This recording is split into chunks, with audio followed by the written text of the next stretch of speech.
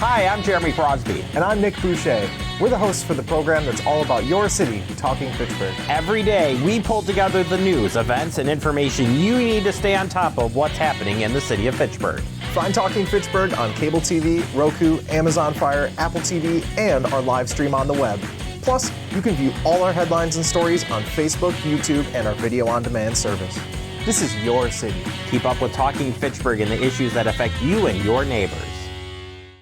Want to know what's happening in your city? Get Notify Me messages from the City of Fitchburg.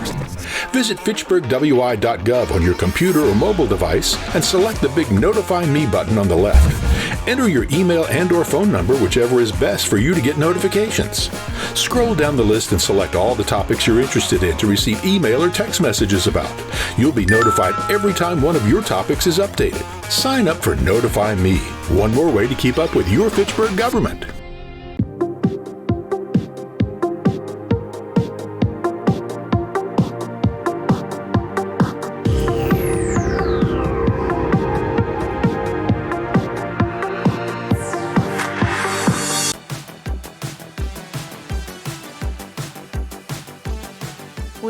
Good evening, everyone, to the Fitchburg Common Council meeting for September 24, 2024.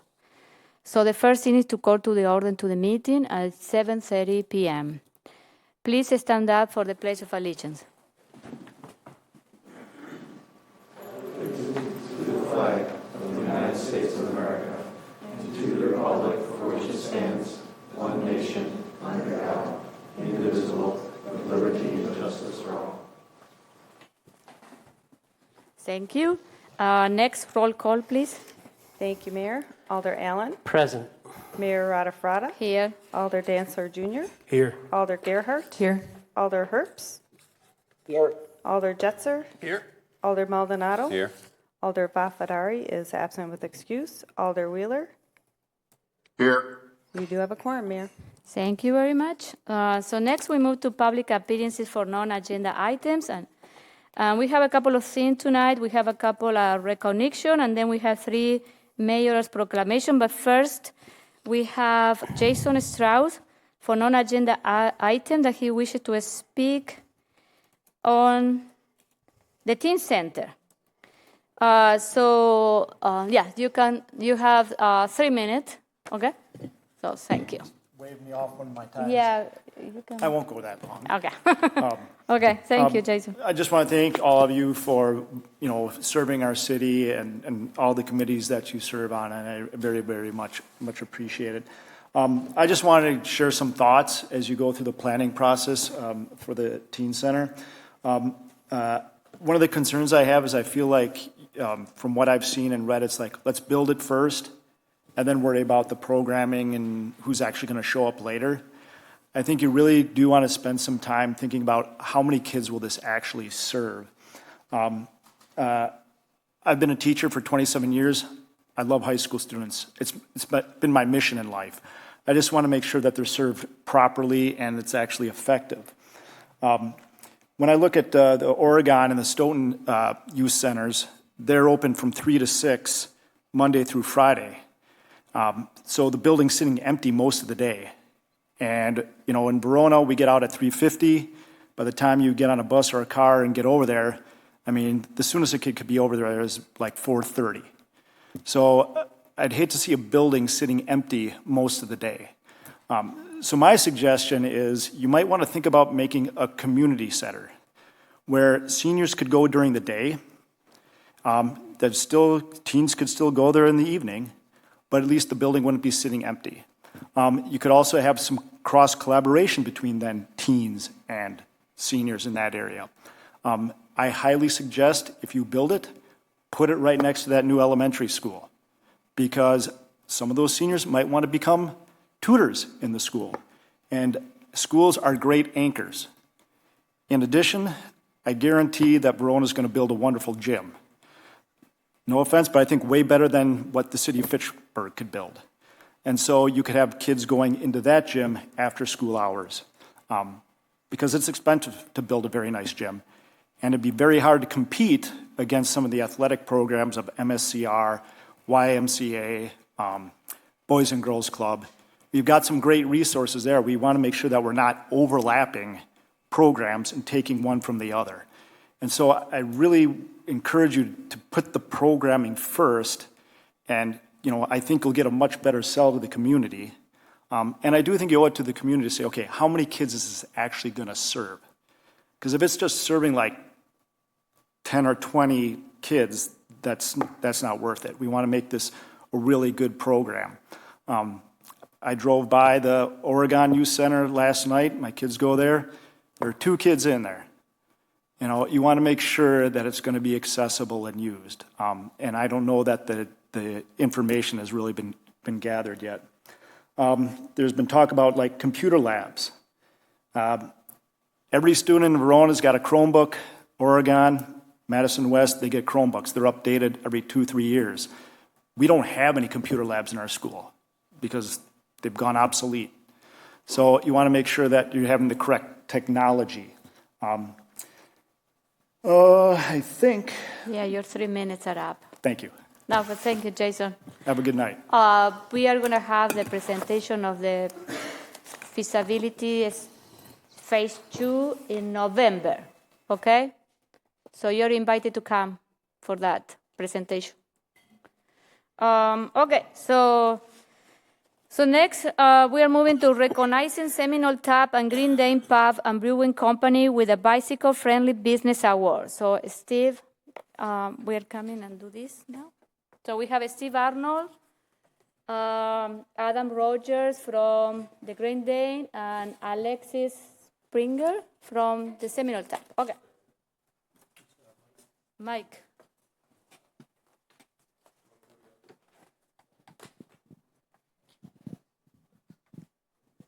That's good.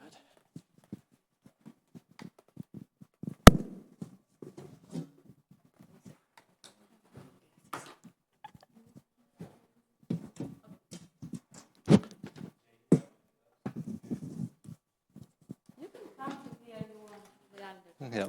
Thank you, Your Honor. I'm Steve Arnold, here today representing Bike Fitchburg, our local bicycle advocacy group, and the Wisconsin Bike Fed, our statewide bicycle advocacy group.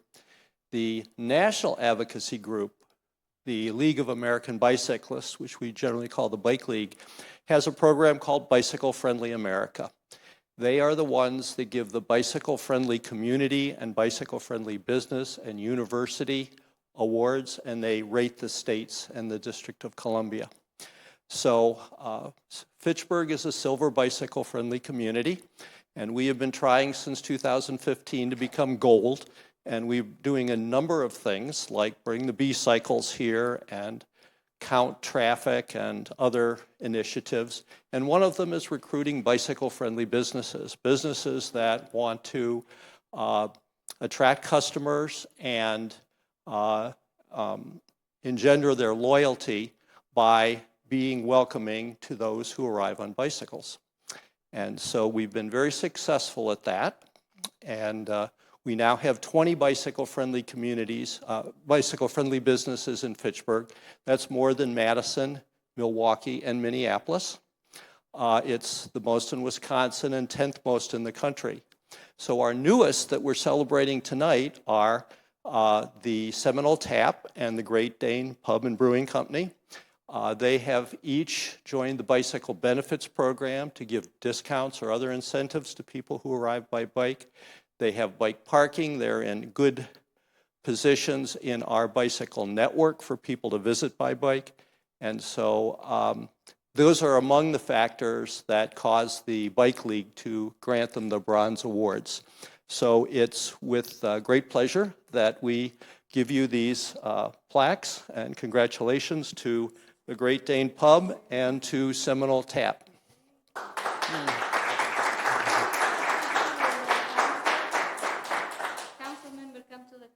We're going to move in here. Sure.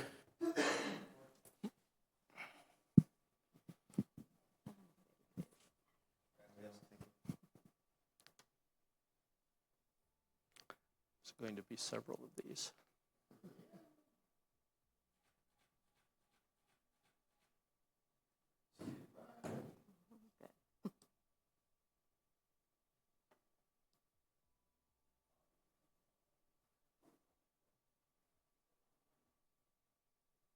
Okay, thank you. Thank you very much. Thank you. Congratulations. Thank you. Thank you. Thank you for coming.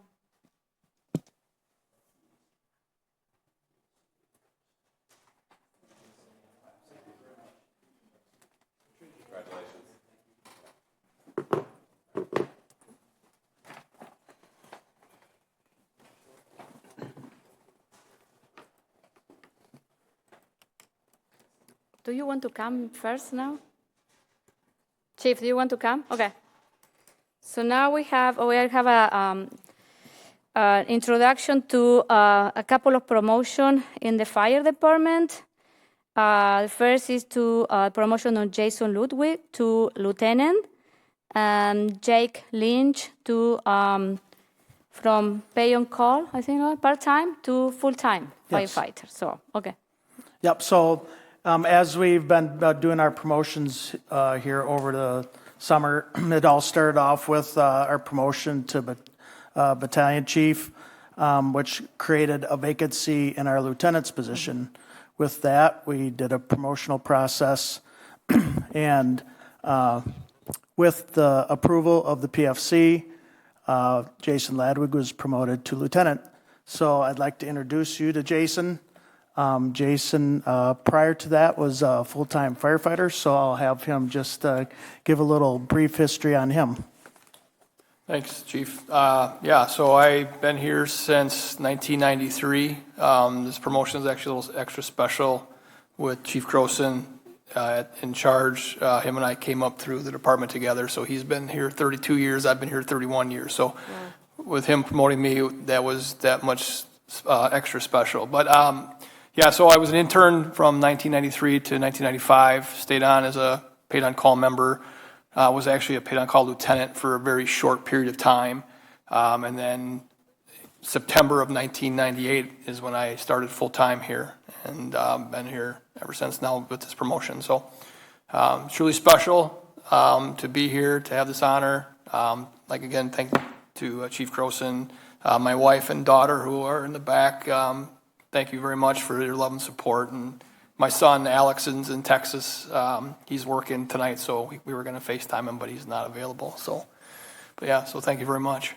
No, thank you, Jason, and congratulations. Thanks. I have known you for 10 years almost. Yeah. And I am very happy for your promotion, so congratulations. Thank you. So let's have a picture. Yeah, and we're very happy to have Jason in the position also. And then just quickly, we have one more. I was hoping that they'd be done, but Jake Lynch, our newest full-time firefighter, he's working tonight. Just as they were getting here, they got paged out to an EMS call over on the other side of the city. So Jake was one of our paid-on-premise firefighters. He's originally from New Glarus, and he also is on the New Glarus Fire Department, and he's also served our country as a Marine. So when I'm back here some night, I'll bring him along with me so you can get the face that goes with the name.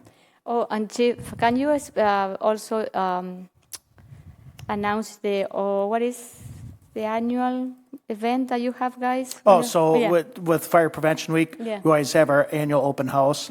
That's coming up on the 12th, but I've shared that with the Assistant City Administrator, and he'll give that information. But yes, we do have our annual open house coming up on the 12th with more information to come here later in the meeting. Okay, thank you. Thank you. Okay, so let's have a picture.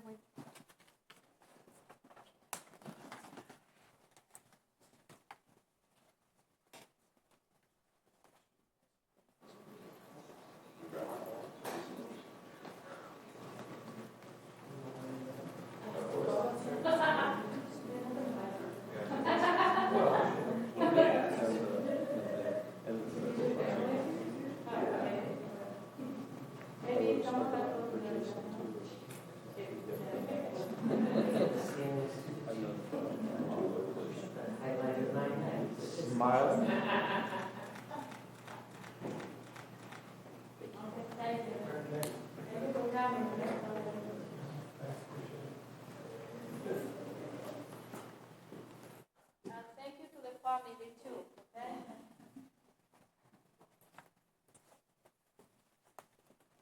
Okay, so now we have three proclamations. We are going to start first with the, 1 second, let me grab the one. Nope. This one. Yes, we are going to start with the Hispanic Heritage Month. So, okay, so I'm going to start and then we know okay. The city of Fitchburg is recognizing September 15 to October 15 as Hispanic Heritage Month, whereas Hispanic Heritage Month is celebrated nationwide from September 15 to October 15, honoring the rich culture, history, and contribution of Hispanic and Latino communities, and whereas Hispanic Heritage Month begins on September 15th in honor of Independence Day of 6 Latin American countries, including Costa Rica, El Salvador, Guatemala, Honduras, Nicaragua, and Mexico. And whereas during this month it is important to recognize the unique challenges that Hispanic communities continue to face and to renew our commitment to creating a more inclusive and equitable society for all. And whereas Latinos participate politically in government at all levels, from school boards to the governor's office, from city councils and mayors to Congress. And whereas Hispanic Heritage Month is one of enormous pride for over 64 million Hispanics and Latinos living in the United States, comprising 19% of the population and with 25% of the American youth being Latinx. And whereas the U.S. Census Bureau estimates that by 2060, Latino people will represent over 28% of the total U.S. population, with 119 million residing in the United States. And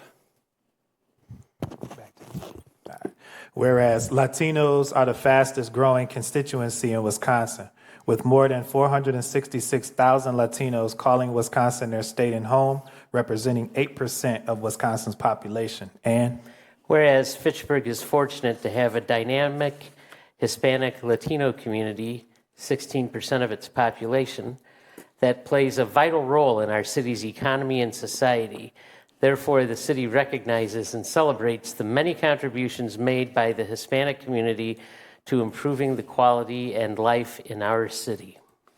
Ahora, por lo tanto, queda resuelta que el alcalde y el Consejo Deliberante reconocen el 15 de septiembre al 15 de octubre del 2024 como el mes de la herencia hispana en la ciudad de Fitchburg y celebran y felicitan a nuestra comunidad hispana en este mes significativo y le agradecen por sus contribuciones a la vitalidad de la ciudad de Fitchburg.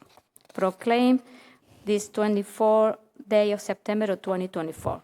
Okay, thank you. Okay, so we are going to do the picture at the end, okay? Okay, so next we move to, when is next? Week Without Driving. The week without driving. Okay, let me find it. No.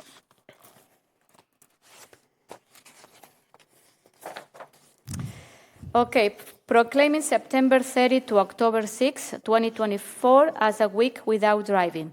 Whereas mobility is a fundamental part of life for Fitchburg residents, connecting them to the community, allowing them to visit friends and family, and helping them to reach places of employment, education, medical services, shopping, recreation, and more. And whereas the U.S. Bureau of Labor Statistics has estimated that the average cost of owning a car to be over $1,000 per month in 2023, a significant financial burden that has become unaffordable for many Fitchburg residents. And whereas the Wisconsin DOT estimates that more than 40% of Fitchburg residents do not drive, 25% of residents 16 years of age and older, due to age, financial circumstance, physical or intellectual disability, or a preference to minimize their environmental impact, alleviate traffic congestion, and prioritize the safety of pedestrians and bicyclists. And whereas our society's decade-long reliance on cars has prioritized the construction and maintenance of streets, with comparatively little financial investment made in improving sidewalks, multi-purpose paths and trails, and public transit, resulting in Fitchburg's walk, bike, and transit scores of 30, 58, and 20 out of 100, and Bicycle Network's analysis score of 47 out of 100. And Whereas Fitchburg Comprehensive Plan calls for the city to, 1, develop and maintain a multimodal transportation system that reduces automobile dependency and increases transportation choices. 2, establish and follow a complete streets policy that is equally sensitive to the needs of motorists, pedestrians, bicyclists, and transit users. And 3, encourage participation in car-free challenges as a way to promote the many health, financial, and environmental benefits of active transportation. And whereas Fitchburg is taking meaningful steps to implement these policies by investing in bus rapid transit, introducing and expanding B-cycle throughout the city, continuing to build out our network of multi-use paths and bike lanes, publicly opposing the expansion of Madison's Beltline, collaborating with neighboring municipalities on a Safe Streets for All planning and demonstration grant, and pursuing Vision Zero. And whereas Week Without Driving is a nationwide initiative that aims to raise awareness and promote understanding about the challenges faced by individuals who do not have reliable transportation, highlighting the impact of limited transportation on people's ability to work, access education and childcare, visit doctors, attend appointments, and enjoy recreational activities and entertainment. Now, therefore, be it is resolved that I, Julia Ratafrata, Mayor, along with the Fitchburg Common Council members, do hereby proclaim the week of September 30 to October 6 of 2024 as the week without driving in Fitchburg, and encourage all elected officials, city staff, and Fitchburg driver to experience our current transportation system from the perspective of one of 4 in 10 residents who do not drive. This is proclaimed this 24th of September of 2024.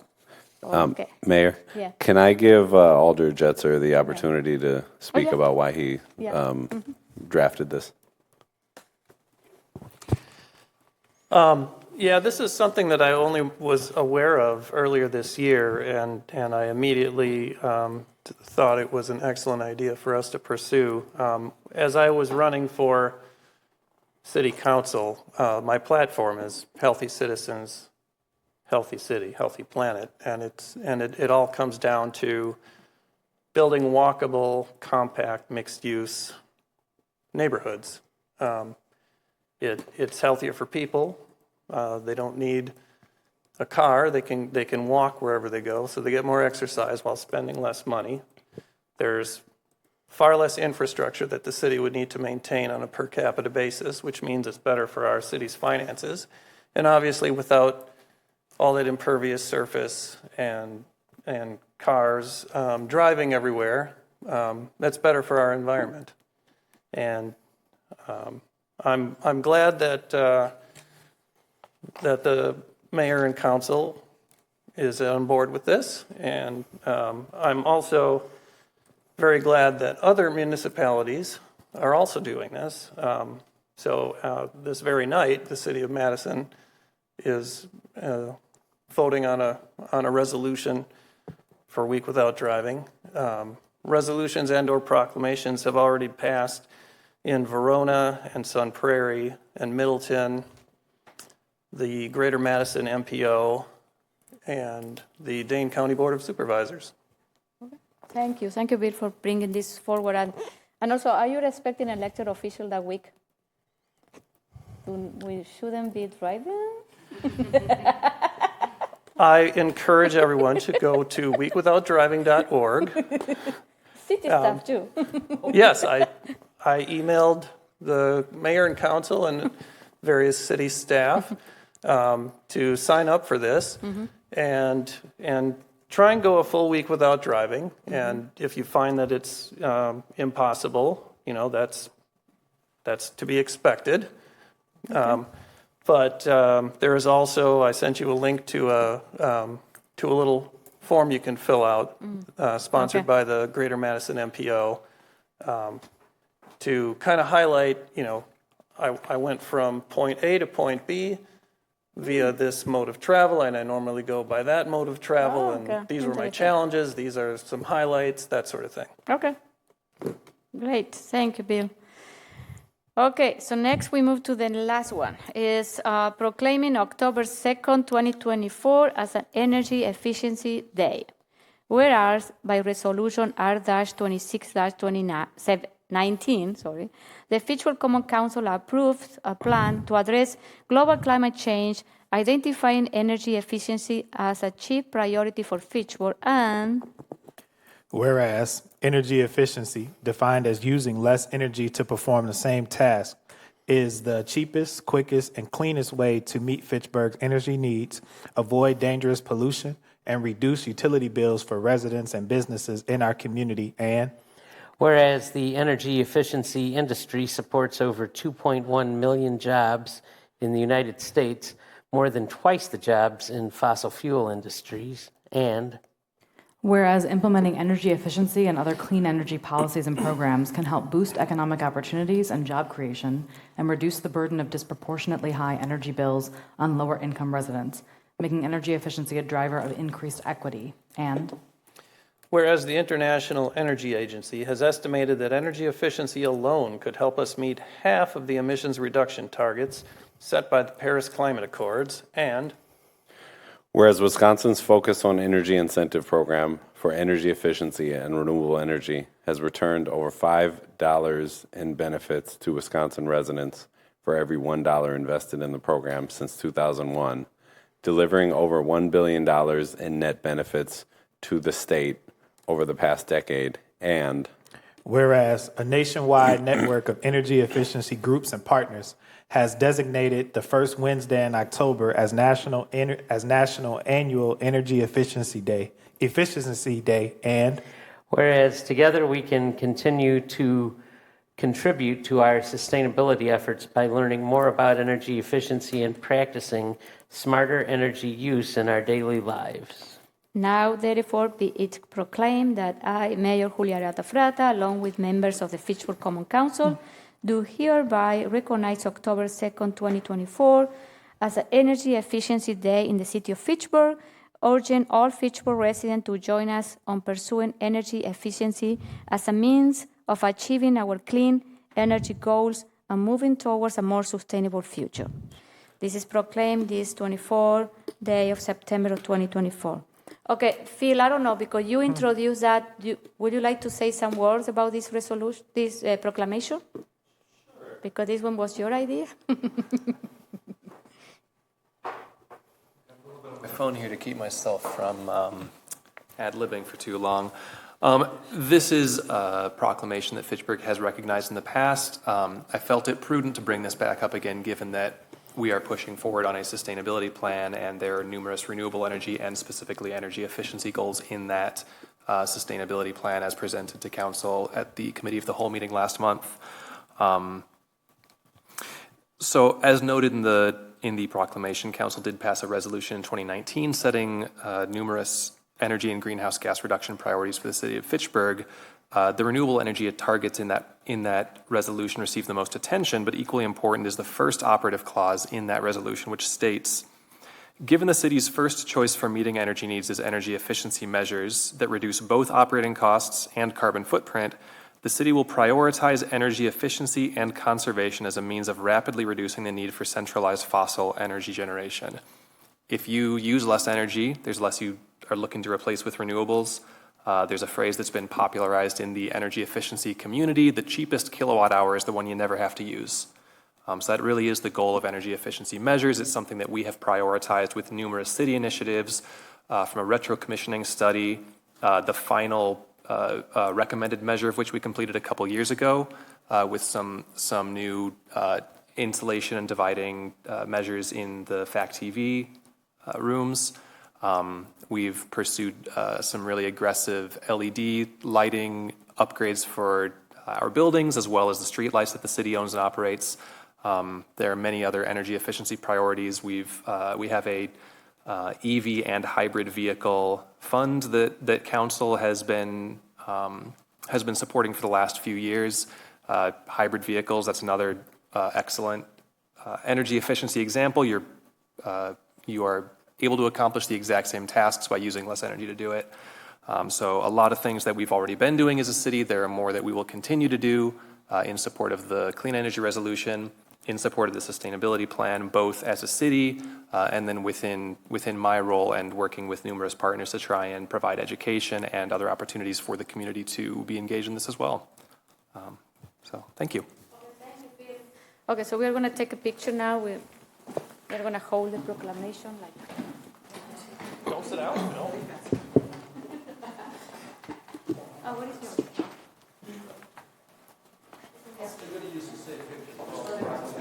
Who has the lightning bolts, foam, toy?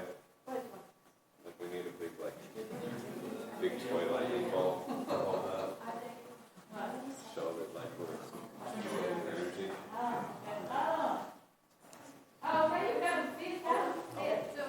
Hold your proclamation up. Gabriella? This one is the, oh, we're just doing all three? Doing all three.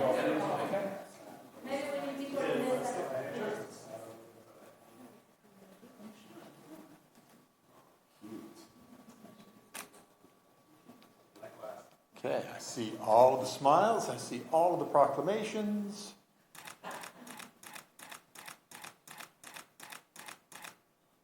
No, they skipped it. Thank you. Thank you.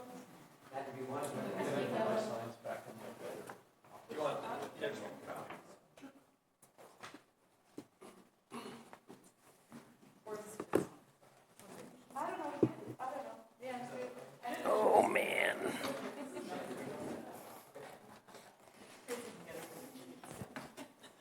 Okay. What?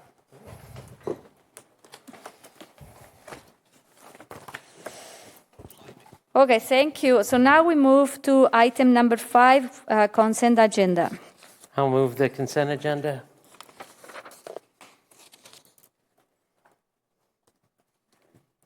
Second. Okay. We have a second? Okay. All those in favor of the consent agenda say aye. Aye. Did you say aye? Okay. Any opposed? The motion carries. So next we move to item 6, administrative report, and we have with us tonight again our deputy city administrator.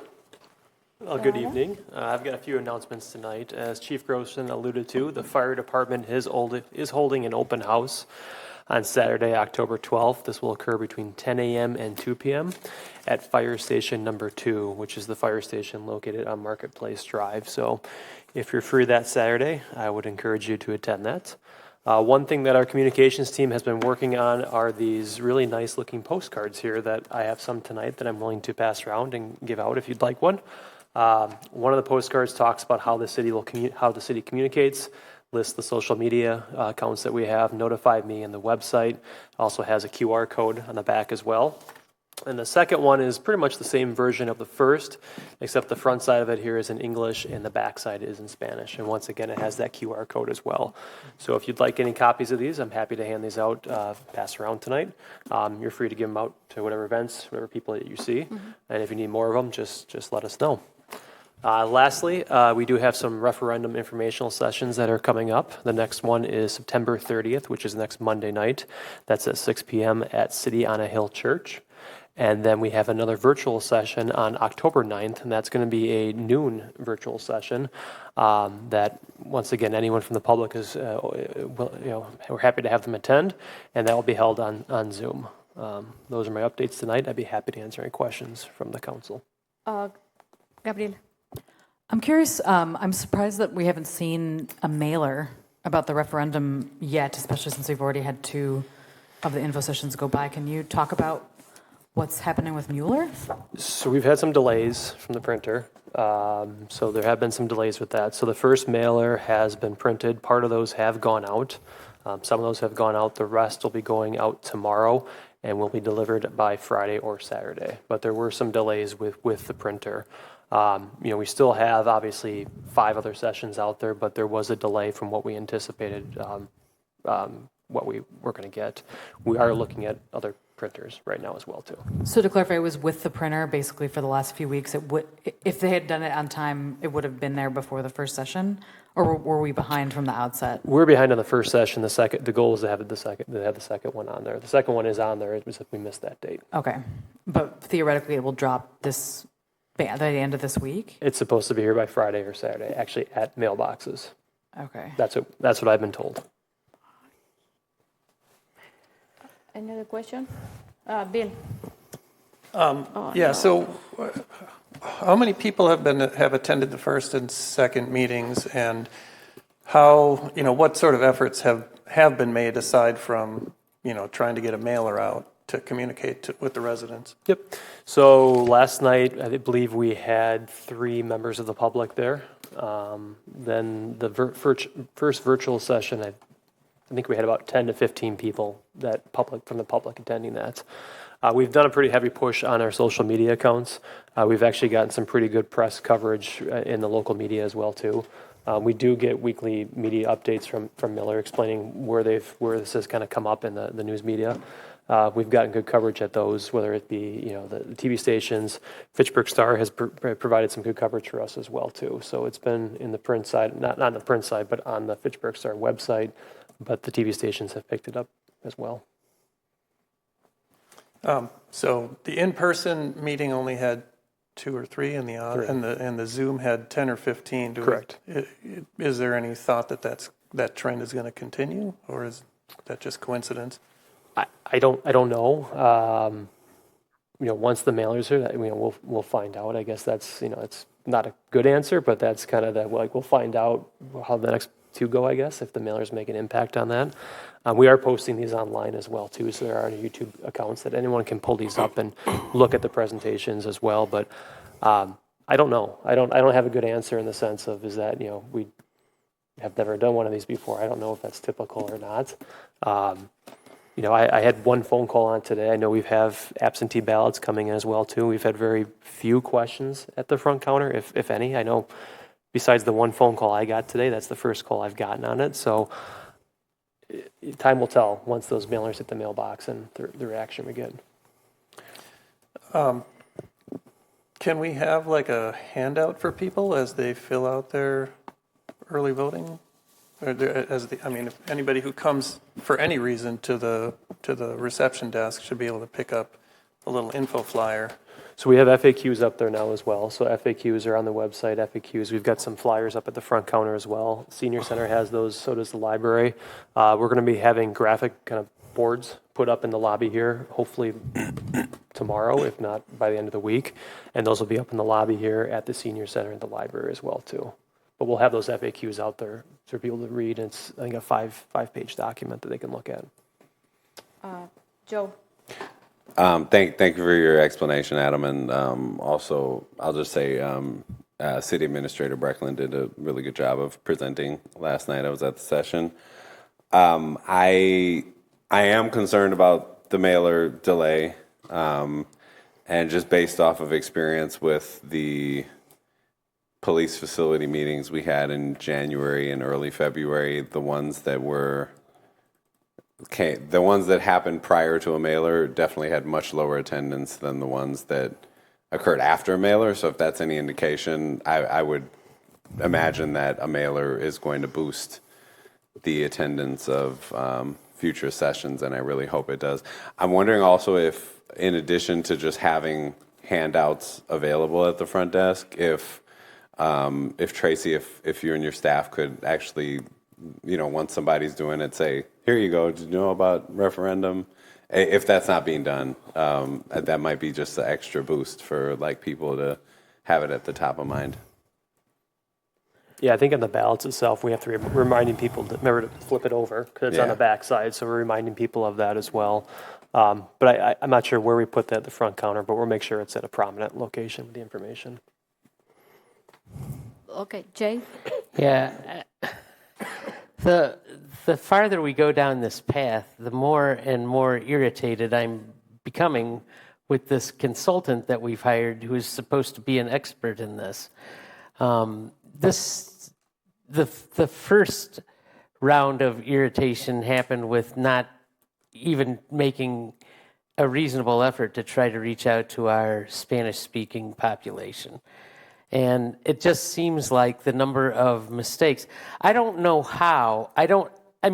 We've approved this we've been talking about this since the beginning of the year, we approved the referendum question a month ago, or over a month ago, and there should have been a mailer laid out, ready to go to the printer the day after that happened. I just don't understand how there can be a delay. I don't understand it. And I have not yet heard an explanation that satisfies why we aren't getting this information out. This is probably the most important thing that the city has done in the last 20 years. And the haphazard way that we're going about it just really bothers me a lot.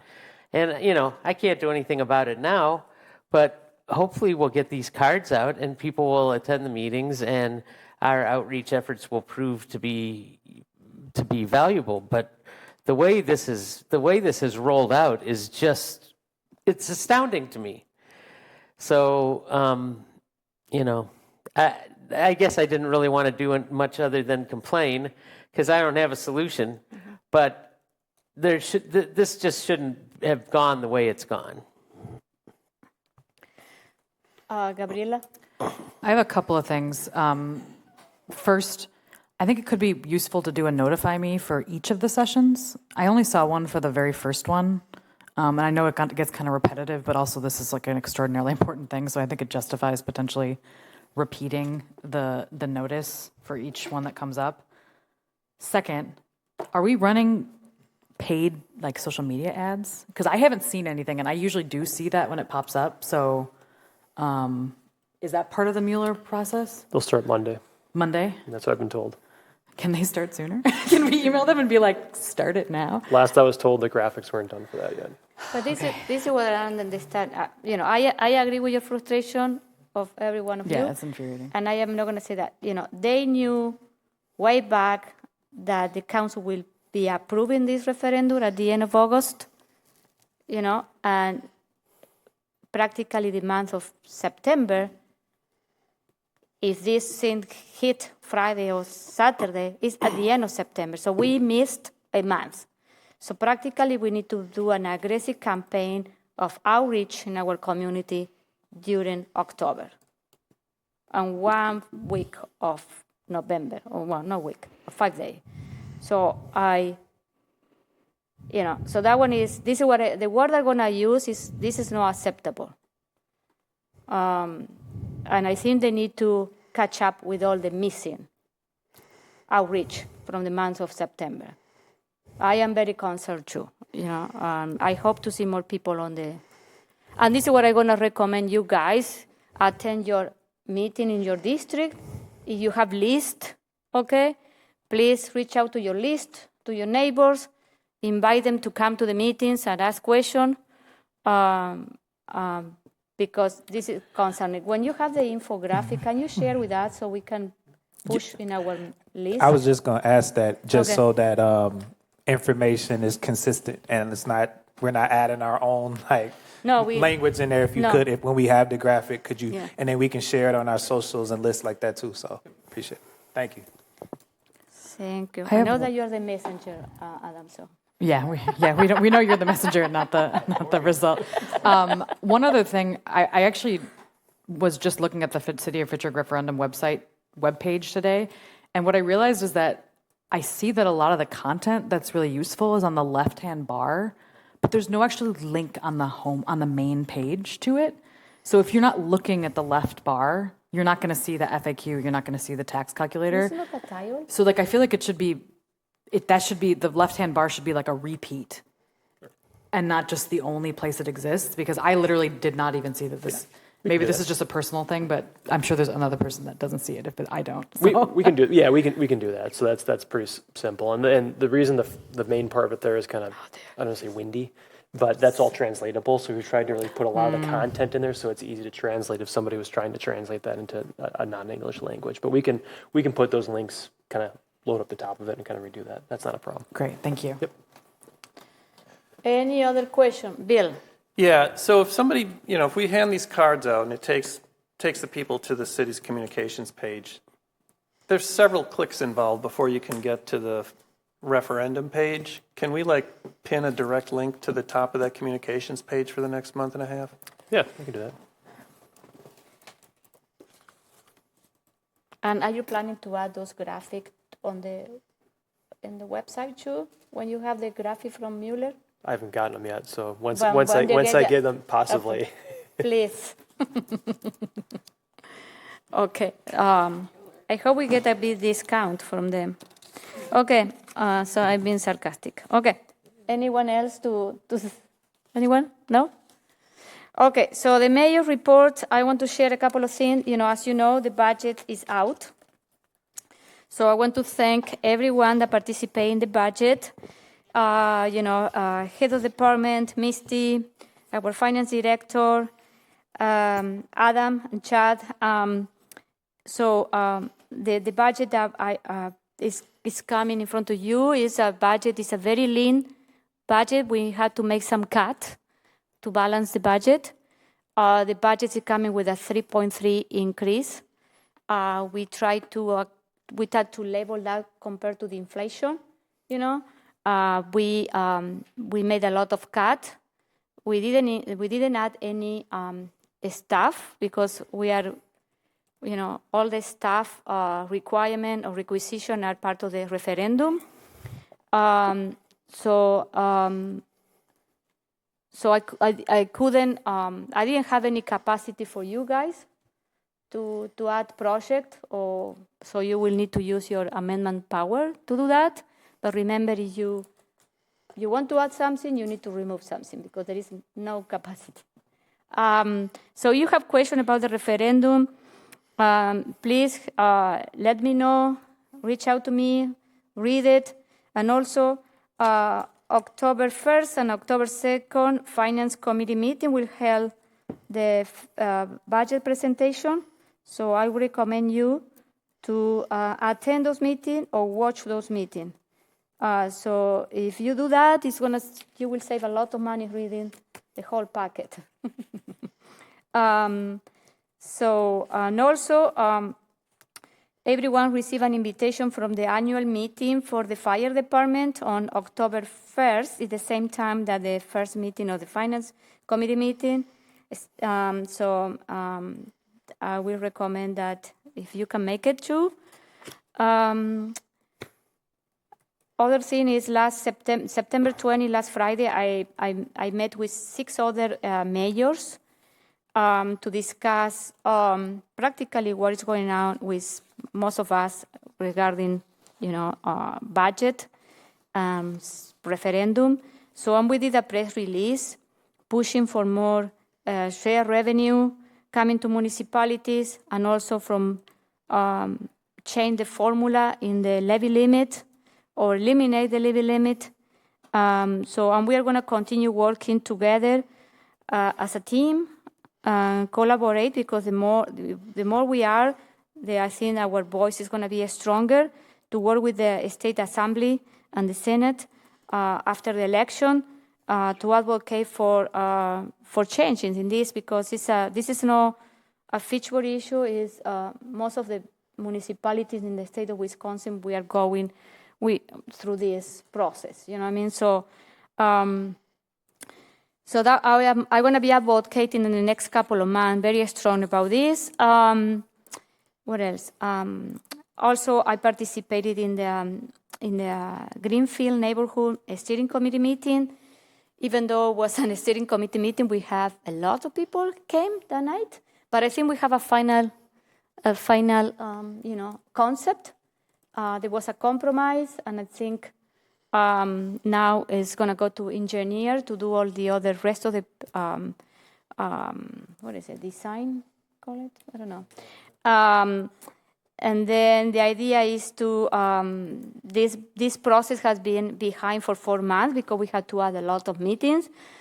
And so we think that the Greenfield Neighborhood Plan will be done the first quarter of 2025. I am happy with this? No. But we need to continue with the process, but I think we have a final concept. So also attend the Senior Center celebration, and I want to say congratulate to the Senior Center for the great event. I know that some of you went to that event. It was great to see all these. There was a lot of people that came that night. So thank you to Jill and her team. They do an incredible job in the Senior Center. What else? And the other thing I want to share, I want to thank the Forward Madison FC. That is, it's a real football team or soccer team.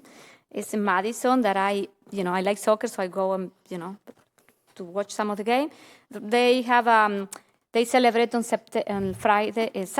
It was Hispanic Heritage Month celebration.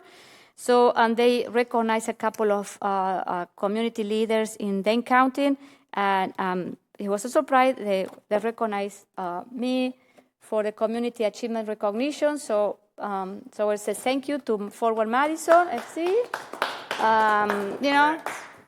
Two things that I love, working in the community and be recognized by a soccer team for a real football team. What can I do?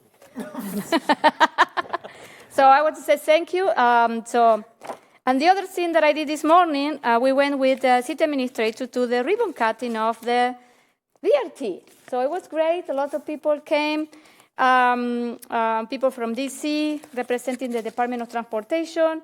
BRT is ready, it's going.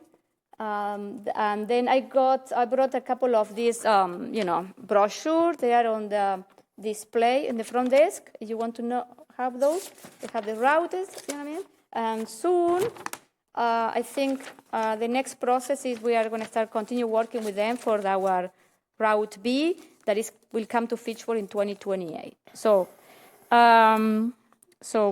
for sure next year is going to be a busy year for our transit engineer with BRT.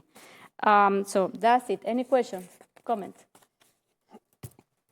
No? Okay. Thank you. So we move to commission and committee reports, and we are going to start with Plan Commission. Yes, I will start with the resolutions. I will move approval of Resolution R-18024, approving certified survey map request CS 256424 by Joe Boberschmidt, agent for No Oaks Ranch LLC, to approve a certified survey map to create one buildable lot from two existing outlots in the Nine Springs neighborhood on property located off Central Park Place. Second. So this is, Plan Commission approved. Okay. It's the first proposed project in the Nine Springs, north of Lacey and east of the railroad tracks. It's actually kind of exciting because we consider this maybe like an anchor project that could kick off more development in the Nine Springs area. What this is it's creating one buildable lot and three outlots. And the plan is for a 110 unit multifamily building.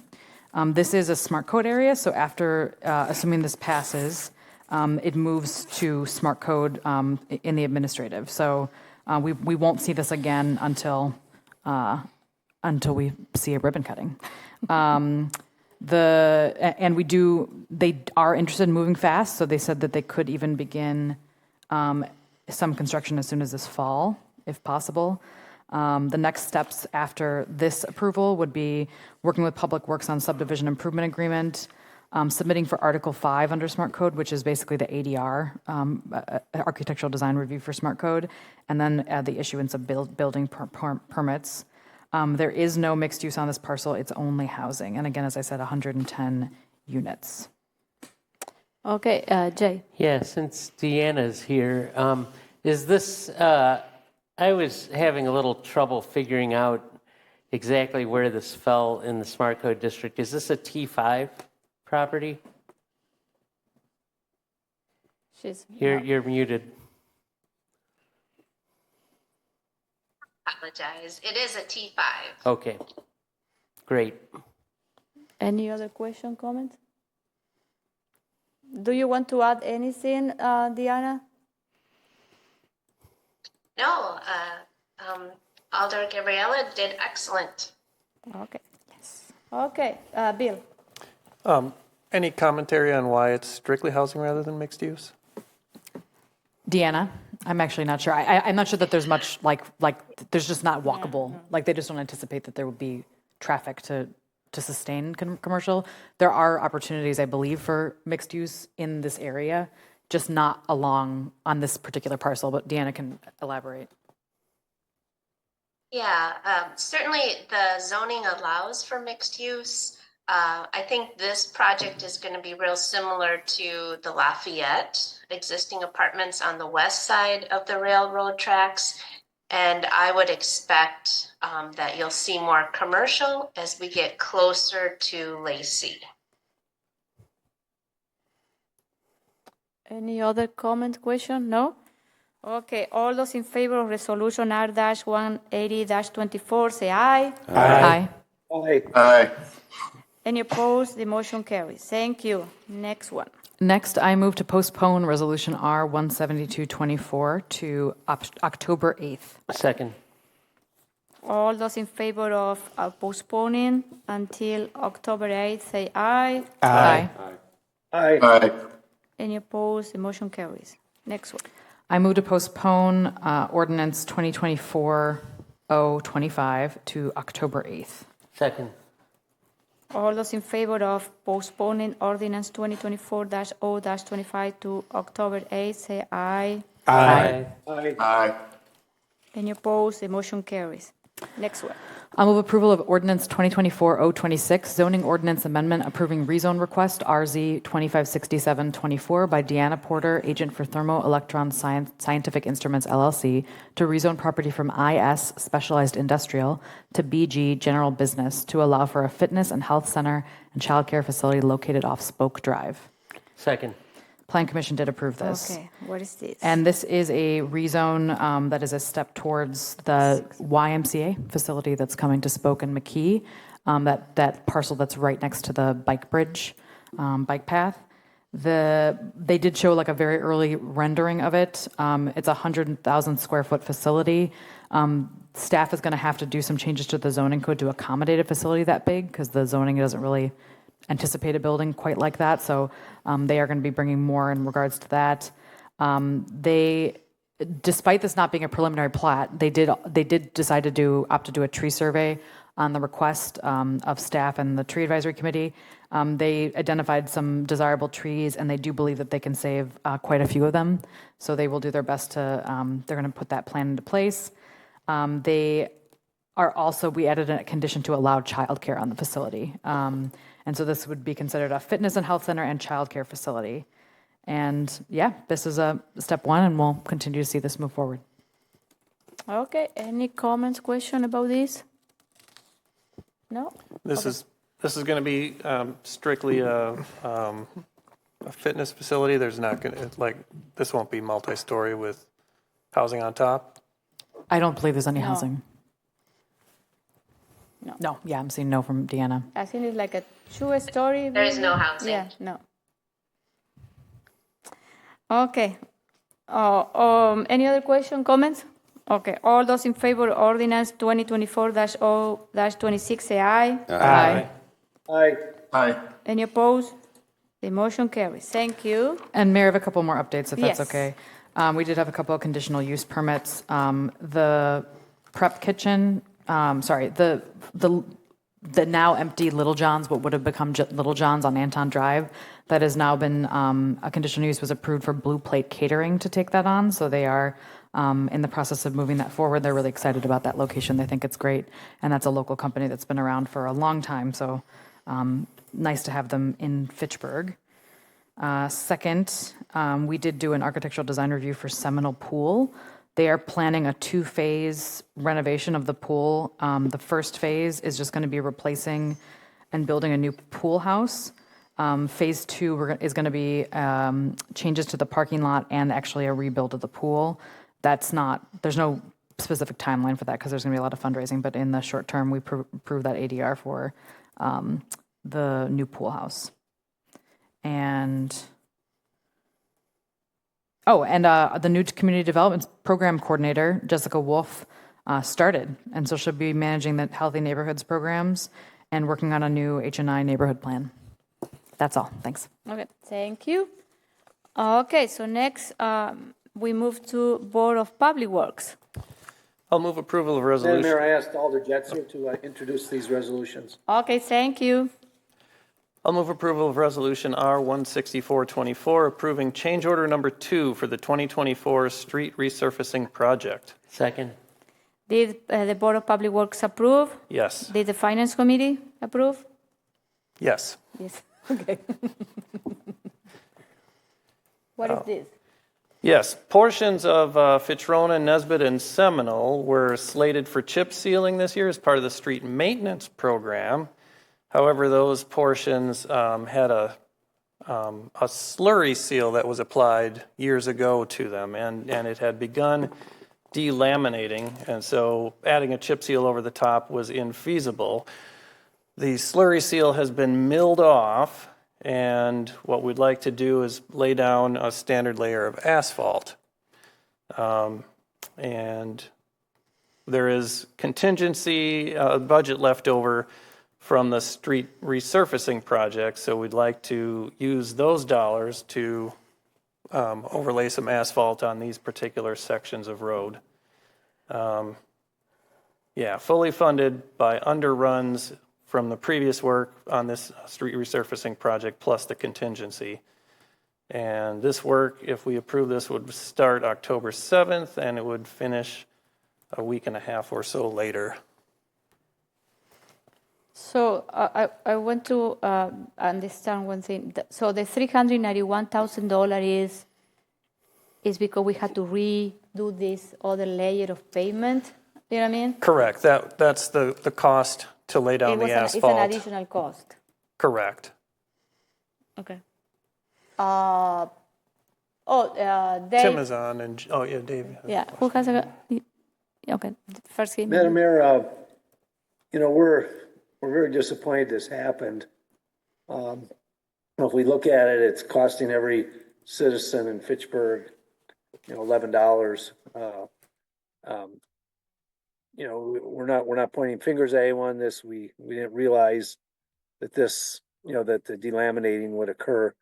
Tim has looked into that, and he's assured us we have measures in place, to try to catch this type of thing in the future. But again, when we have an overrun or when we have something like this, it's disappointing to all of us. But all we can do is look at what happened and make sure it doesn't happen. We don't have a similar occurrence. Thank you. Jay. So where we sit right now is the road is there and the slurry seal has been milled off, right? That's our condition today. Tim is on, okay. And so what is that surface? Is that asphalt or concrete? The existing surface is asphalt.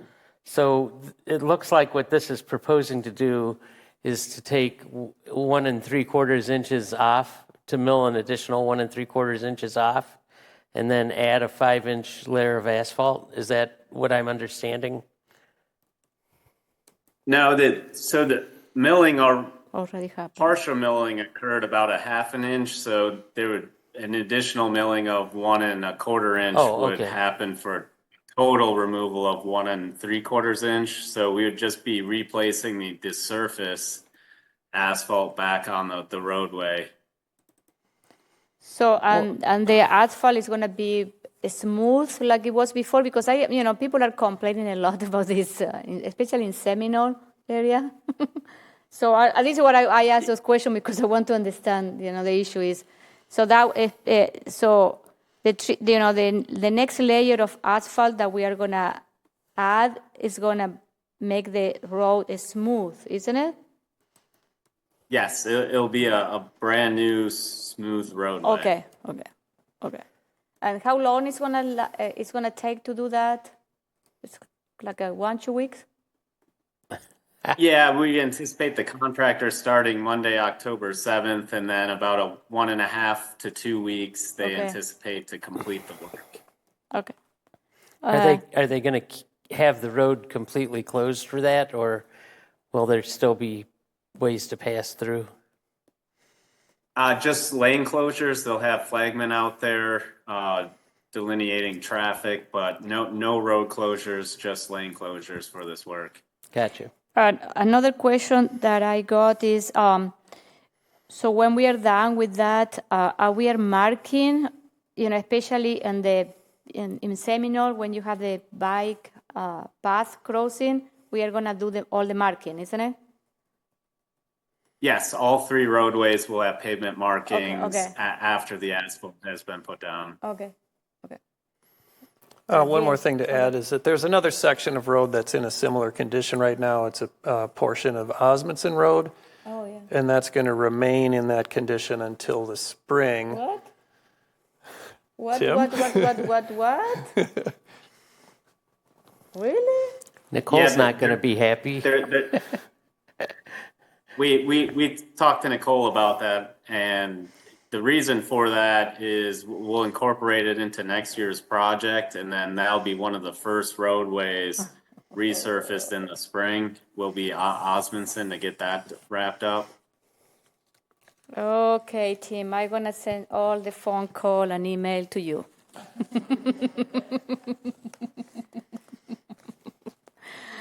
Oh, people are not going to be happy. Okay. Okay. Any other question, comment? Okay. All those in favor of resolution R-164-24, say aye. Aye. Any opposed? Aye. Aye. Oh, sorry. The motion carried. Okay, Tim, another question is, I think we need to inform the neighbors in Osmondson about this. You know what I mean? That they are not going to, because they are going to see the other road being, fixed, and then they are going to expect that Osmondson is going to be in this cycle. And maybe we should inform them that they're going to be first next year in the spring. Okay, so. Absolutely. Thank you. Okay. So next one, Bill. I'll move. Oh, yes, we got ordinance 2024-0-23, restricting parking along Brassica Road from Lacey Road to Mizuna Drive on the east and southeast side. Second. Did Public Works approve? Public Works approved. Did TTC approve? TTC approved. I have a question. What is a 23 ordinance instead of a 24? That looks like a typo. It's 23. Yeah. Should be 24? No, 23 is the sequential order. No, the 2024. Yeah, that's true. Yeah, right. With the resolution, the 24 is at the end, but yeah. Oh, okay. I'm sorry. I'm confused. Okay, sorry. Okay, you're right. Okay. Yeah. What is this?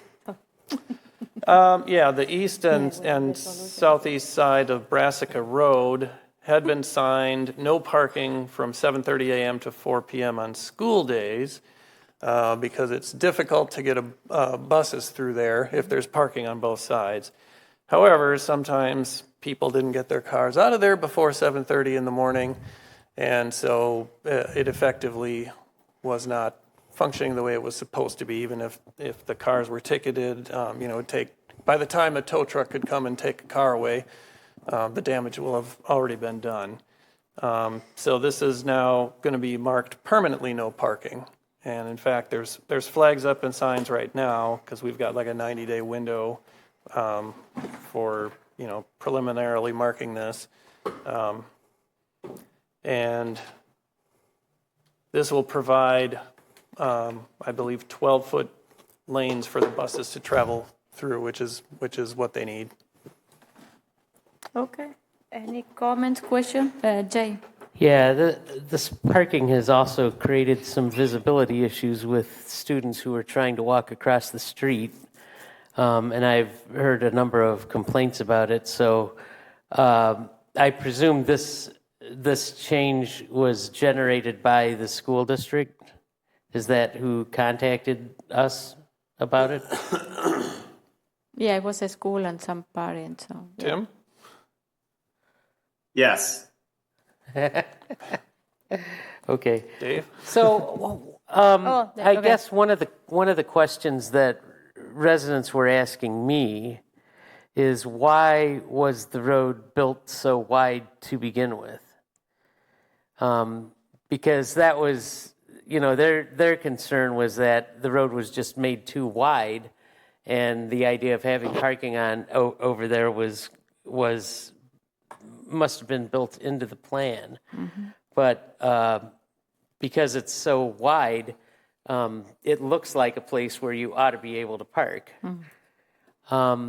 So, and you know, I wasn't here when the road was built, so I don't know why it was built to be that wide.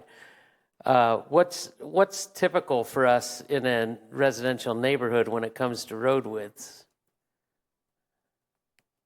Tim? So Brassica currently is 34 feet wide. You know, we have roads ranging anywhere from 30 to 40 feet wide, right? Depending on where you are in the city. So I think here the issue is 34 feet wasn't quite wide enough with the larger school buses, where you'd like to kind of see the 12-foot driving lanes to get a vehicle that size through. Well, I think so. I think with parking on both sides, the driving lanes are only 9 feet wide. So by eliminating parking on one side, you're increasing those driving lanes so that the buses can get through. Yeah, I think the concern that I was hearing from people is that if the road had been made narrower, there wouldn't have been parking allowed at all. And so, it would have just left the road free and not created the visibility problems. Do we know who is parking there? Like, are they patrons of local businesses? Are they people at the school? Are they people living in the apartment building over there? I believe mainly the apartment building is where we're seeing those vehicles come from. I ran through that area on a Saturday morning, and I think I was there at like 7 o'clock in the morning or something, and the north side of that road was parked 100%. So it has to be the people who are in the apartments there. Gotcha. Okay, we have another question from Dave. All I wanted to add was, you know, the enforcement, it was untenable. You know, we had, you know, the times that cars couldn't be parked should have solved the problem, but people won't get them out of there. And then our resources to get the police and tow, it was just untenable. And so that's why, you know, we've decided to make that decision to you know, not have parking. It's too hard to enforce it, and then the cars are there when school buses are coming through. Have we informed the residents about this change so they are aware that they will not be able to park anymore there? And where they should park? Yes, prior to posting the temporary no parking that's out there, that's been out there since August. Ross had reached out to the Edge Apartments to discuss that with them, and the property manager agreed there was an issue in the morning and afternoon for school pickup, and that, you know, to try out the no parking, and so far it's worked. It's been, like I mentioned, up since August, end of August, the no parking. Okay, thank you. Any other questions, comments? Okay, all those in favor of ordinance 2024-0-23, say aye. Aye. Aye. Any opposed? The motion carries. Thank you, Tim. Next, Madam Park Commission. Mayor, just a couple things from Public Works yet. Oh, okay, yes, go ahead. Yeah, Tim reported, you know, that our street maintenance is mostly wrapped up. He just got a few punch list items, and he made the board aware that water main flushing is starting. So residents should be aware of that, and try to avoid doing their laundry during the day, I guess, if flushings are occurring. Right now, because I am doing laundry during the day.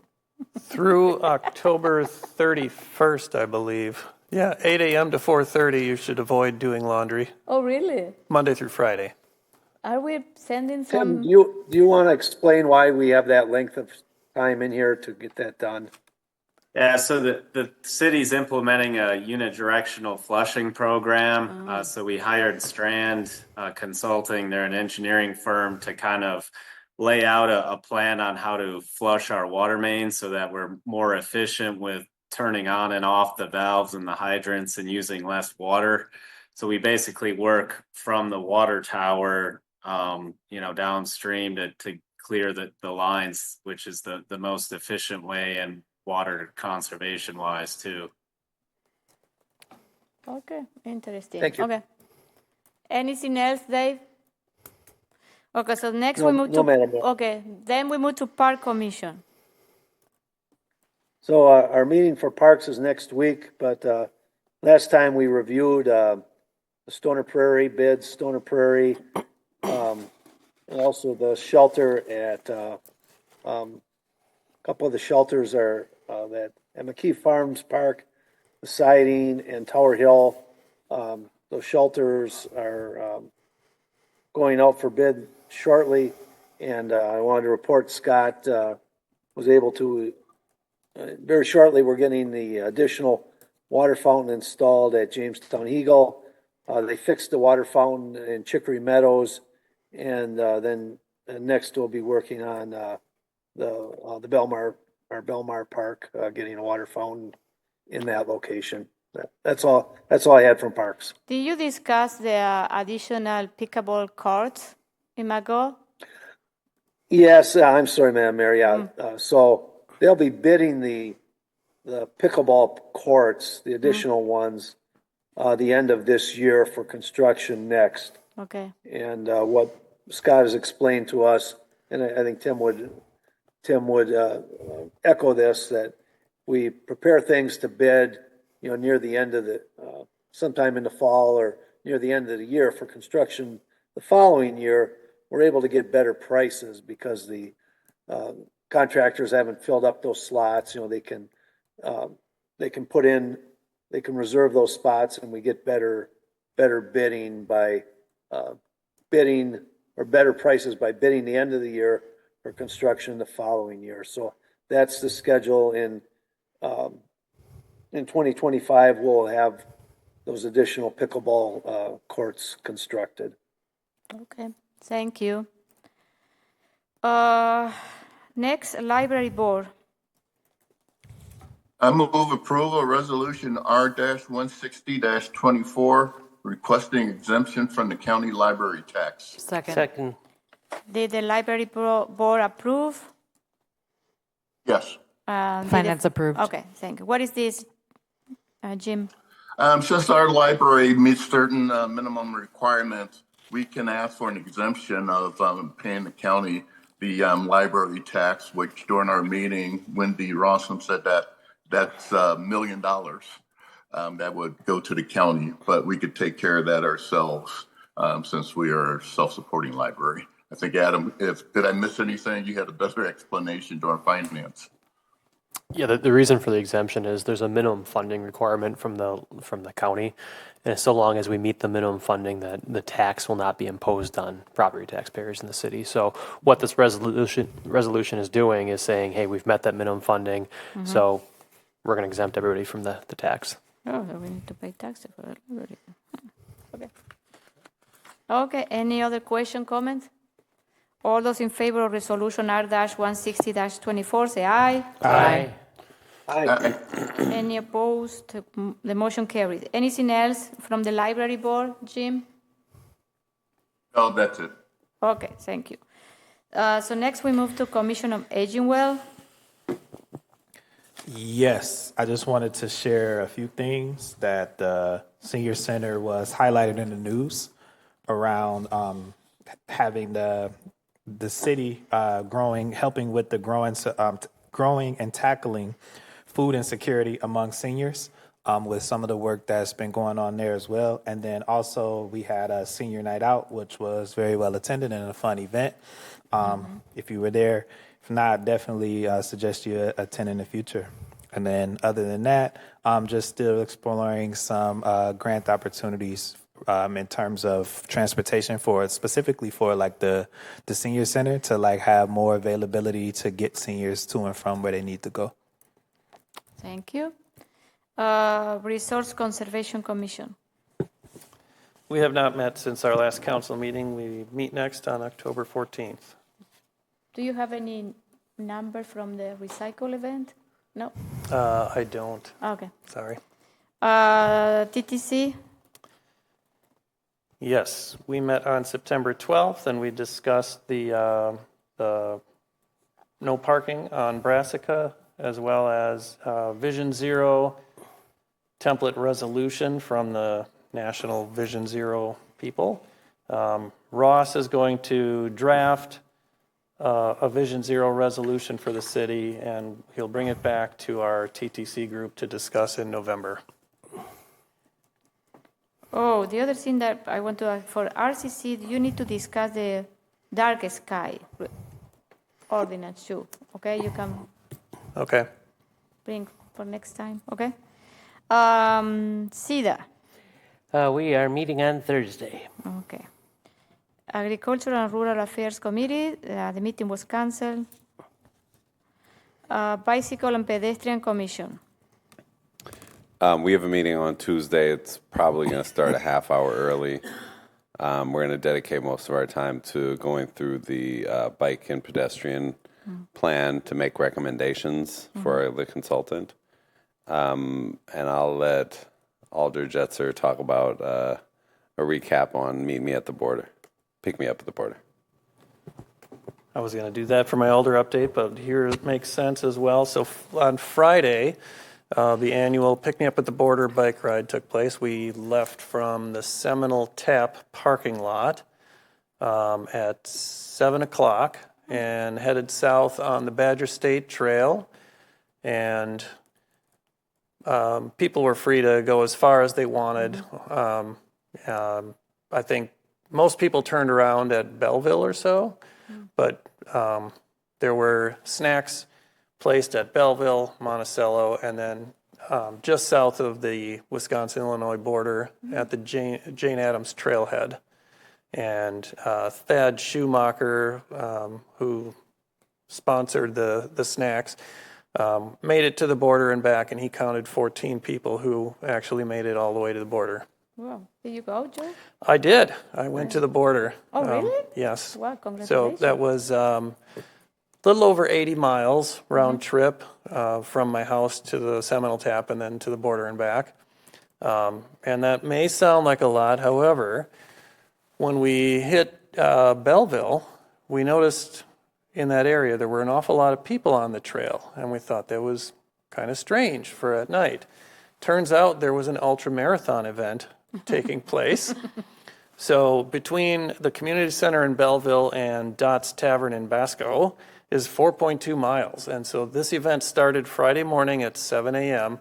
Every hour, the participants had to make it do that 4.2 mile route. So they would start in Belleville, and then they would go over to Dot's Tavern. And then at the top of the next hour, they'd go from Dot's Tavern back to Belleville. And so when we came back through Belleville on our way home, it was like 3 o'clock in the morning or something. So these people were like working on mile 80 or something like that on foot. And there were still plenty of participants, and the last person on the course would be declared the winner. Oh, really? Oh, interesting. Okay. Interesting. Okay. Thank you. EMS Commission. Yes, the annual meeting is on October 10th at 7 o'clock. And I would encourage people to, if you can, to make it, since we are talking about the governmental agreement is being talked about right now. But it's going to be held at the council chambers. Yeah, so an update on that this week, the 3 municipalities we are going to meet to discuss the agreement. So you will have some update maybe in the next council meeting. Jim, can you ask Lisa to add in our calendars, this meeting so it's there, so otherwise we're going to forget. If you can, sure, I'll do that. Thank you. Gabriela. It looks, just FYI, it looks like it overlaps Transportation Transit Committee, so Bill and I won't be able to attend. Okay. Are there requirements for the number of people that have to attend? Do we still do that? Or we have to have a certain number of council members? I don't know. I have to check. I don't remember. I just remember that from the past, but Yeah. I don't know. I didn't attend last year, so I don't know. Jim, do you know the requirement? No, I do not, but Patrick did say that it's not well attended. But I'm assuming this year probably will be, if I were to guess how many people would be there. Okay. The original agreement required that we had a quorum of all three municipalities at that meeting, but that may have been changed at some Yeah, point. but we are not gonna. If we do something in the agreement, it's gonna be in the next couple of months. You know what I mean? So. Right, but what I'm saying is the original agreement that was approved in the 70s Yeah. said you had to have a quorum of each municipality, and I don't know if that's changed since then. No, but it was that way at least until 2011. But I'm gonna be telling you that we are not gonna be approving anything in October 10 because we are still in the discussions. So I think the other thing is maybe is the adjustment to the levy. Could be that? No. So we are gonna ask in the district to adjust the levy. I don't know. Okay. It's in the okay. Okay. So thank you, Jim. Healthy Neighborhood Committee. We are meeting on the 2nd of October. Housing Advisory Committee. We meet next on October 14th. Okay. Landmark Preservation Commission. Jay. Oh, I clearly have nothing to report. Yeah. Tree Advisory Committee. Okay, Nicole is not here. Community Equity Committee. Yes, we meet again on next Tuesday, Tuesday evening, but I did want to highlight the work of one of the committee members that will potentially be introduced or talked about at the November council meeting, but Christopher Piguero did some work with the Ho-Chunk Nation around the land acknowledgement proclamation. So just wanted to congratulate Chris and all of the work that he did with those individuals on that proclamation. Thank you. And then we have report from other commission and community. And maybe, I don't know, Jim, do you have any update from the police facility? No, the next meeting is going to be September 26th. Okay. But the last I saw in the plans, the cost has been taken down to about $39 million right now for a 53,000 square foot building. Okay, good to know. Thank you. Okay, so next we move to the standing committees report. Finance Committee. Yes, I'll start with a quick report. Again, I just wanted to reiterate the invitation to council to attend the special budget meetings next week, October 1st and 2nd, which is the Tuesday. Yeah, October 1st is a Tuesday, October 2nd is a Wednesday, starting at 6 p.m. We basically split the departments in half and have the departments cover. It's split it over 2 days because otherwise it's a really long night. So we encourage as many of the council members to come as possible. It is a finance meeting, so we only need a quorum of finance members to run the meeting, but it's great to have you all there to ask questions on the fly. I think it's probably one of the most interesting meetings that we hold over the course of the entire year. It's obviously a hugely impactful discussion about what the next year will look like. So highly recommend making it, and at minimum, watching the recap if you cannot make the meetings in person. And then moving on to the resolution, I'll move approval of Resolution R-16124, amending the 2024 general fund budget for police vehicle maintenance. Second. Did Finance Committee approve? Finance Committee did approve. Where is this? This is really a result of the vehicle maintenance budget has already been maxed out. This is in part because of the supply chain issues that the cars that the police department was looking to replace have not come in yet, so they're having to make use of these older vehicles for longer, which obviously requires some more maintenance. They do have excess funding in their gasoline account because of short staffing and lack of vehicles. So they are requesting a $15,000 transfer in order to fill that gap. And I believe is this a budget amendment? Simple Oh, it's a simple majority. Yeah, that's out. Any question, Jay? Yeah, do you know how old the vehicles are that are requiring the excess maintenance? I can't say. Okay. You can ask the chief. Okay, all those in favor of resolution R-161-24, say aye. Aye. Aye. Any opposed? The motion carries. Thank you. Next, we move to Personnel Committee. Donald, anything to add? Nothing to add since the last time I mentioned the police and fire negotiations that have been underway and will continue to be until they're concluded. Yes. Public Safety and Human Services. Yeah, we just have one item tonight. It's an operator's license needing special attention for Crystal Moore. And so on behalf of the Public Safety and Human Services Committee, I would move approval of that license. Second. So what happens sometimes is people apply for a license and they have things in their background that the police department is not thrilled about. And in this case, this person had some fairly serious criminal offenses, but they all date back to before the pandemic. And since it's been 5 years and she's gotten herself sober and has been staying clear of any of that kind of stuff, the Public Safety Committee talked with her. She came to our committee meeting tonight, and she's wanting to work with the Four Winds Farm, and we felt that this was a good person to approve. Okay. Any comments, question? Okay, all those in favor of providing this operator license to Crystal Moore, say aye. Aye. Aye. Any opposed? The motion carries. Number 10, unfinished business. We don't have anything, so we move to new business. And we have a direct referral, and we need 2/3 of the vote. So this is a Finance Committee. I'll move approval of Resolution R-162-24, approving an agreement with Revelation LLC for communications and community engagement services. Second. Did Finance Finance approved. Okay. And so this is a contract, this was budgeted in ARPA. It's a 3-phase situation. The first phase will be doing interviews with staff and elected officials to kind of identify some of the problems.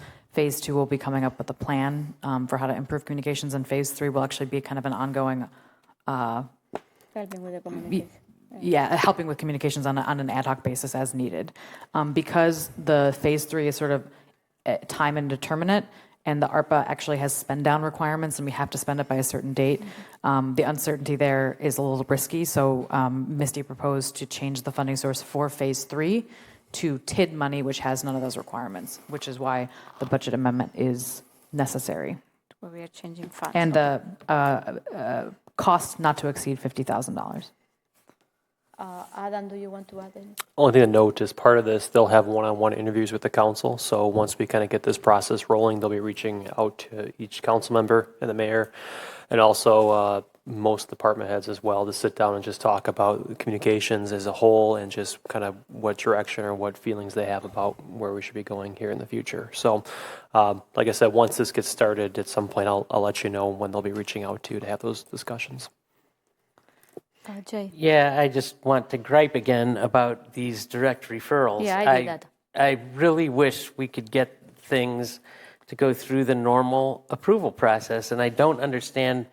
It's like direct referrals are becoming routine, and that's not the way our process is supposed to be. So I don't know what it takes to get this fixed, but you know, as I'm looking at both of these things, neither one of these are emergencies that couldn't have been referred out to committees. Well, communication is an emergency in the city, so this is what I move forward with this, because, as you know, we have some, improve our outreach, and I cannot wait another month. We need to start working with this. So I move this forward. We could have started it a month earlier. I mean, there are a lot of ways to avoid a direct referral. Okay. So I'm just griping about it because that's my duty. Okay, do it all the time. I wanna decide when I bring forward a direct referral or no. Okay, so Any question or comments about this? I think we approved this $50,000 way back. I don't know, ARPA fund, so we knew that this one was coming, so it shouldn't be. So we need 2/3 of the vote, so can you, we are going to do roll call because it's 2/3. Thank you, Mayor. Alder Allen. Aye. Alder Dantzler Jr. Aye. Alder Gerhart. Aye. Alder Herps. Aye. Alder Jetzer. Aye. Alder Maldonado. Aye. Vafadari is absent. Alder Wheeler. Aye. Motion carried. Thank you very much. So next one.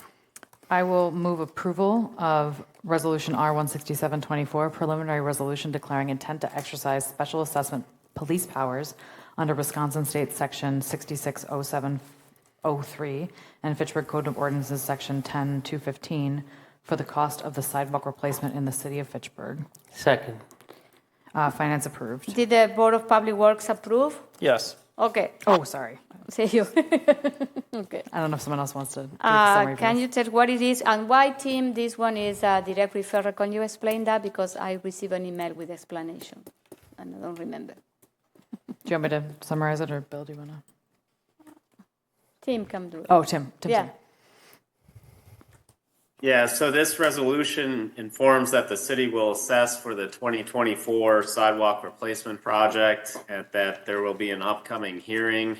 The upcoming hearing's anticipated on Monday, October 7th, 2024 at the Board of Public Works meeting. The reason for the direct referral is bids were just received for the sidewalk replacement project, and we're looking to have that awarded at the October 8th meeting. So in order to assess for that sidewalk project, which we want to start immediately after that meeting so we can get the concrete finished prior to the start of winter, we need to have the public hearing on the Monday before to assess for it. Okay, so this is why we have to do a direct referral, because it's a time sensitive. Okay. Any question, comment? Okay, all those in favor of resolution R-167-24, say aye. Aye. Aye. Any opposed? The motion carry. So next we move to the district, Alder district reports. So we're going to start with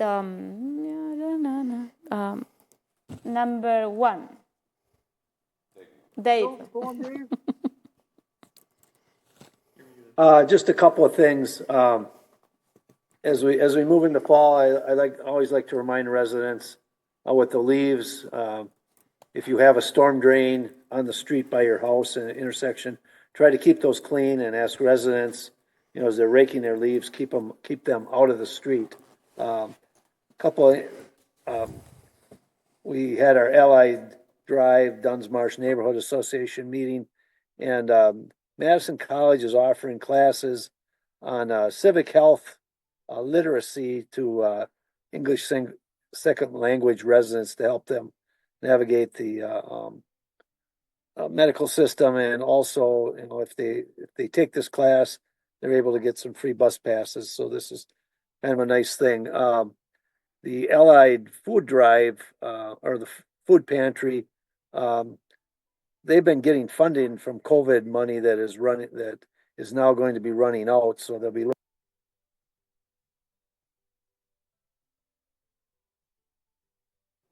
Dave, you're muted. Un moment, por favor. They're starting a walking group on Fridays for people, Allied Duns Marsh area walking group at 1:00 on Friday. Starts at the Boys and Girls Club, and weather permitting, and that's starting on Friday, October 4th. So that's all I had. Thank you. Thank you. Joe? Yeah, last night I had the pleasure of attending the last meeting of the interns, the youth interns for the Teen Center. They had their last meeting yesterday. There was plans to present at the committee of the whole meeting, but we didn't get it on the schedule. So we're going to look at potentially the November meeting for a final presentation. The The consultants are putting together their final report in the next month and a half. So that should be ready by then to present. Thank you. District 2. I attended the first referendum public meeting via Zoom. Good questions asked, and I want to give a shout out to Chad for doing the presentation and fielding those questions. I also attended the Senior Center celebration with the Red Hot Horn Dogs, and that's a pretty good band. Highly recommend them. Mentioned the Pick Me Up at the Border ride on Friday, and I will give everybody another reminder to sign up for the Week Without Driving. Can you send the link again? Okay, I sent an email yesterday. Okay. Okay, I need to look for that link. That's it? Okay.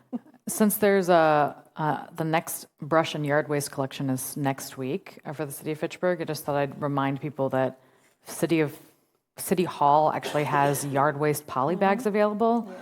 The first bag is free to residents, anyone that pays on the refuse and recycling charge on their property bill. Additional bags are only $2. So please feel free to come grab those. I know some people have a ton of leaves. We had a long conversation about that. And it would be, I think it'd be a good thing to start using those reusable containers. It does not have to be plastic bags. It can be different reusable containers. So please feel free to use those. Also, I saw a notice that Dane County is having the Dane County Office of Energy and Climate Change is having an event on Wednesday, October 30th from 8:30 to 11:30 at Alliant Energy, and it's charting the path to our climate action vision. Discussion about the efforts to reduce greenhouse gas emissions across Dane County. They also have a goal, 2030 climate action plan targets like the city of Fitchburg does. So I thought that was interesting. That's coming up on the 30th. And then we found out Benvenuto's closed. Yeah. So that was sad to see, and definitely made me think about going out and visiting some of my favorite Fitchburg restaurants and supporting them, because I know it can be challenging. But yeah. And Very also well. the rolling pin expanded. Oh, yes, thank you. Yeah, rolling pin expanded. If you haven't been in there for a while, they basically took over that whole next space. It looks great. And I think there's a ribbon cutting coming up pretty soon. Oh, yeah, there are several ribbon cutting. Yeah, so the ribbon cutting for Rolling Pin Bake Shop is going to be, the expansion is going to be Thursday, November 7th from 4 to 5 p.m. at Rolling Pin. There's also going to be the official opening of the Rusty Bee is going to be this Thursday. The ribbon cutting is going to be at 4 p.m. at the Rusty Bee Lounge this Thursday, September 26th. And yeah, exciting times in Fitchburg. That's all. Thanks. Thank you. The other thing I want to mention that there are a couple of ribbon cuttings coming in the first week of October. If you can attend, please. I will appreciate. I forgot to mention those. Okay. Jay. Well, the Rusty Bee Lounge is having its ribbon cutting. Sorry, oh, that one was on Thursday. Well, Gabriela is gonna go on my behalf. That starts at 4 o'clock. Yeah, okay. But I've been there many times since it actually opened, so it's been there for a while. And we actually had last week. Avante Properties did a little party for all of their residents at the Rusty Bee, really? So there were nice. quite a lot of us who were there for that. There is another event in your district, ribbon cutting. Yes, dang it. The other thing that I just wanted to put out here in this forum, some of you may have seen the email that started on Monday when I found out that a bus route had been canceled. I didn't know that bus routes ever got canceled. But apparently Madison Metro, especially in the last few weeks, has been canceling routes on at least 4 Fitchburg routes. The information we got back from Metro said that they've canceled routes on 8 different routes, but 4 of them affect Fitchburg. And apparently it has to do with their lack of planning, and they don't have enough spare buses available. they don't have enough mechanics trained to repair them, and they're claiming that they're going to have this issue resolved sometime in the next few weeks. And I hope they do, but and I'm still furious about this because you can't just cancel the bus route. I mean, there's a woman who posted in the Swan Creek group because her kid relies on the bus to get to school, and so the kid was waiting there and the bus didn't come. And fortunately, a neighbor who knew the child was able to take the kid to school and get the issue resolved. But this is just, I do not know why this is happening. I do not know how this is even the slightest bit acceptable. But when we deal with when we renew our agreement with Metro next year, this issue needs to be addressed somehow because this is just wholly unacceptable. Now, in talking to Ross Kaler, apparently the way this works is Madison Metro just bills us for the hours and the miles that they're actually running in the city. So if a bus route is canceled, we don't have to pay for it, which I guess is some minor consolation. But, I mean, if you've got a kid who's sitting on a corner waiting for the bus and the bus doesn't come, that's beyond the pale. So the explanation that I heard was that you should have in your phone the app and check the cancellation. Yeah. Maybe. But you know what I mean? But the bus shouldn't be canceled. I know, but this is how they... It just shouldn't be canceled. That should only happen if there's an emergency or some really weird set of circumstances. But apparently these cancellations have been happening regularly for the last several weeks. So this may be something for transportation and transit to look into. If the bus only comes every 30 or 45 minutes, are you really expected to check that far in advance? I don't know. Okay, anything else? No. What about the Bella ribbon cutting? Oh, Donald's going to talk about that. Okay, thank you. Okay. Oh, no problem. The Bella Springs building has their ribbon cutting this Friday from 4 p.m. to 7 p.m. This Friday is? I mean, sorry, October 4th from 4 p.m. to 7 p.m. Please. Thank you. Anything else? No, that'll be all. Okay, thank you. Something that I forgot to mention is on October 10, we are celebrating the 10-minute walk to a park. So if you can do that, you can take a selfie if you're in a park and send it to Lisa, because we are celebrating that we are going to walk to a park on October 10. Okay? And it's also part of your proclamation too, the walking, okay? So we can do that. And the other thing that I forgot to say is this coming Thursday, I am meeting with the former mayors. Usually I met something that I implemented last year is because we have a lot of former mayors still living in the city of Fitchburg, and some of them, they are very engaged still in the city through community, of not-for-profit. So, and because I would like them to explain to them why we're going to a referendum, and also, because some people, they are, some of the residents, they look up to them, for recommendation and guidance. So I think it's going to be good that they are informed why we are going to a referendum, some of the how we are going to use the money, why do we need it, blah, blah, blah, the tax impact, because I think it's good for them to be informed, because maybe some people are going to ask and say, hey, do you approve, this referendum or no? Okay. Someone has a question? Oh, Jim. Okay. Jim, do you want to add anything? You want me to?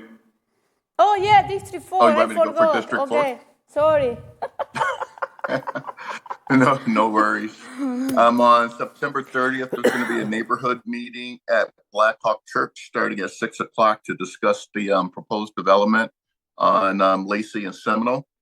Right now, they're looking at 40 to 45 units, 30,000 square feet of commercial, and 12 indoor pickleball courts. And that's 40 to 45 units per acre.